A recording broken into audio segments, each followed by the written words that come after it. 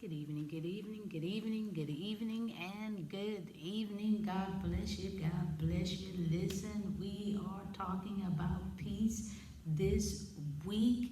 It has been phenomenal, but I got one for you tonight. Tomorrow night, Roy, do what you do. He adds to our weekly treasure of words and he gives us scripture to back it up. So, in case you misplace the scriptures we've talked to, he's got additional ones that you can use daily, and we appreciate him. Thank you so much, Roy. Truly appreciate you. All right, it's Thursday night.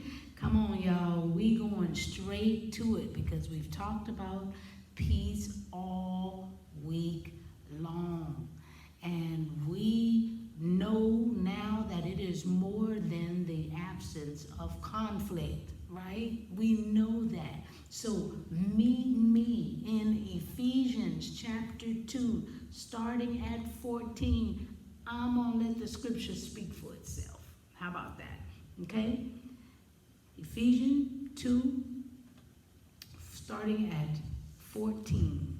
Okay? And it says this: For he himself is our peace. The he is Jesus Christ. Oh my goodness. For he himself is our peace, who has made both one and has broken down the middle wall of separation, having abolished in his flesh the enmity, that is the law of commandments contained in ordinances, so as to create in himself one new man from the two, thus making peace, and that he might reconcile them both to God in one body through the cross, thereby putting to death the enmity. And he came and preached peace to you who were afar off and to those who were near. For through him we both have access by one Spirit to the Father.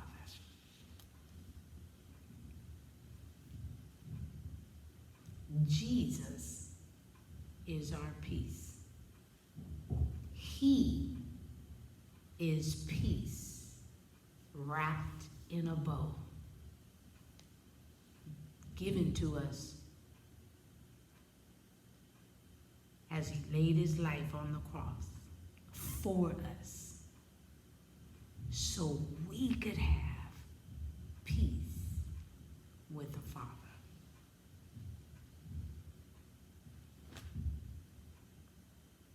All of that. Man, we go through our own trials and tribulations, and when we forget what peace really is. And now we know. Thank you, Jesus, for being our peace. I'm just spilling the tea at 10 onward at night while sipping on my tea.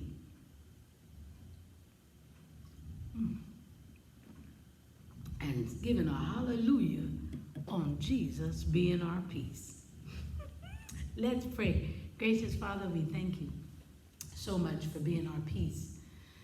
Woo, for sending us our peace, Father, through the Son, Jesus Christ.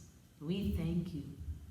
We thank you. Jesus, we thank you for putting that enmity, putting that hatred on the cross, dear Heavenly Father, so that we could have peace with the Father.